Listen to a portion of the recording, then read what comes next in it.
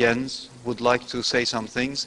Then the gentleman at microphone 5, our advisor from the panel here, and then the gentleman there. Ang naingudillo. Dayman na ganadali mama ngayon kaswak Mr. Premier Trudeau tapong isak simalang maid. Dayma uwang Inuit piluit tunigo malaktagit. Day kuning at sisakaw siya masatsinnig. Mani silakswali mami ununangin ni kajima viswak sidani nga ni Vanku ami habitarumik at saka sidayumi ukasya kasi masatsinnig. Now I have an opportunity, ladies and gentlemen. I'd like to present the paper I've been writing down on behalf of the Inuit in Canada to Premier Pierre Trudeau. Now he is here. I wish I could hand this piece of paper to Mr. Trudeau so he can see what we think of what you should think of us as man to man. I'd like to have this honor to present it to you, Mr. Trudeau.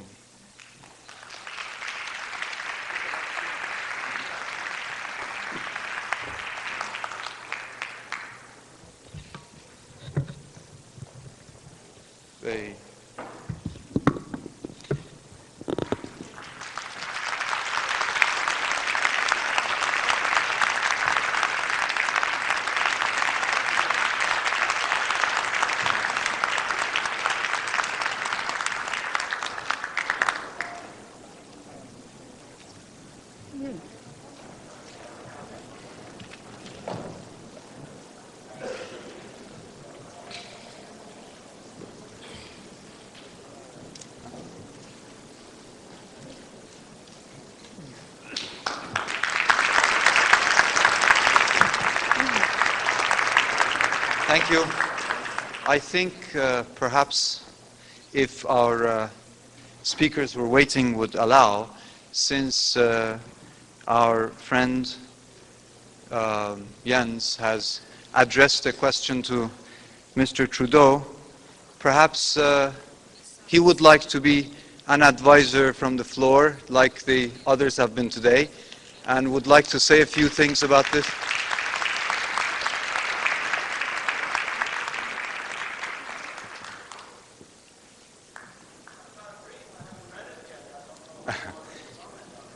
Well, I don't know if it's fair to try to summarize it, but our friend in this paper has claimed that in terms of the Inuit brotherhood in Canada, I think in the preface, he makes a very specific remark which relates to Mr. Trudeau. It says, in the present situation, our Prime Minister and his cabinet in dealing with Inuit problems have been as effective as a kayak without a paddle. Would you like to make any statements about that, sir? Perhaps microphone 5 is the closest.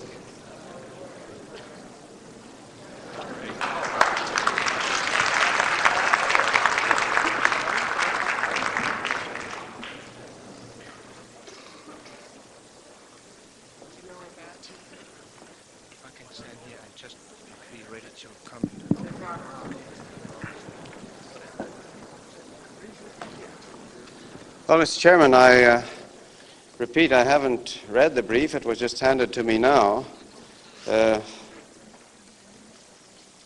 I can imagine what the meaning of this metaphor is of a kayak without a paddle.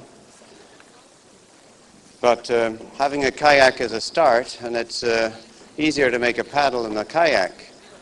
I think... Mr. Trudeau? If you want to consider the kayak as being the country of Canada, holding a certain population in it, a paddle, I assume, is the symbol of moving the kayak and directing it.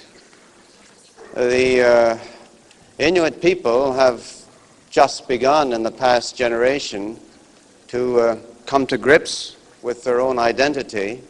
They do not know yet in what direction they want this kayak, of which they are crew members, to go. They are divided amongst themselves. Some of them want to preserve their way of life, some of them don't. Some of them want to put their hopes in the future, some of them have their hopes in the past. We will try and build a paddle together. We will try and move in a direction which is acceptable and agreeable to all Canadians.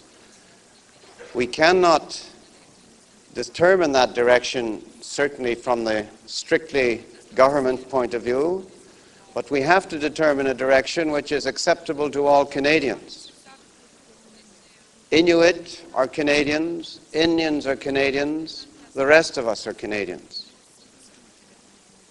I know that many Native people have their eyes turned towards the past. They want to undo the justices that the white man has perpetrated on the Aboriginal and Native people. They want to rewrite the history in order that certain things should not have happened. I don't believe that this can be productive. I don't believe that it can lead to a creative future for Canadians.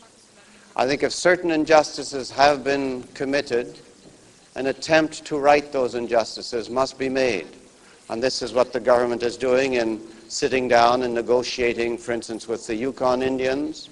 We're very advanced in our negotiations now. We've already negotiated a settlement with the northern Quebec Indians. We have negotiators talking with the West Coast Indians. First, what is necessary is for the Indian people or the Eskimo people themselves to agree on a certain way of righting that injustice, and then that it be righted. I think this must be done. It is in the process of being done. The first brief, I think, we've heard from the Inuit was presented to the government about 6 months to a year ago. It is a very complex and well thought out brief. It does not provide for any easy answers. The money is only one aspect of it. The territory and the value of the claims is only one aspect of it. The aspect I'm concerned with is that none of us, no Canadians, be a slave to their past.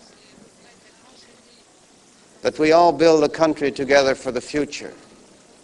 And there's no point trying to rewrite history. Some of my own fellow Canadians living in Quebec are trying to do that. They're trying to rewrite history as though the Plains of Abraham battle would have been won by the other side. And this is not a way in which you build a country. Because you can go back at each succeeding stage in history and find some injustice perpetrated on somebody by someone else. And all we can do is be just in our time and be just in the future. And this is what we are attempting to do in negotiating sincerely with the Inuit and with the Indian people. That's about all I have to say.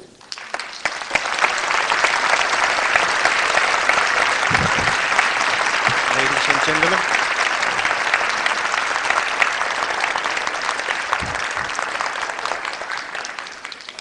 Prime Minister, it's nice to talk to you as a man-to-man, at least of a distance here. But let me, at the final statement, as an Inuit, tell you that I think we Inuit are the first to self-criticism because we understand you.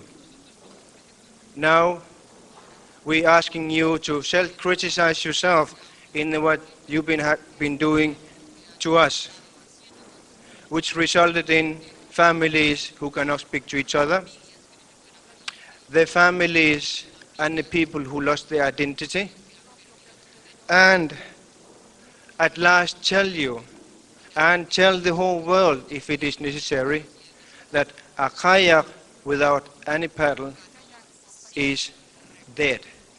Thank you very much.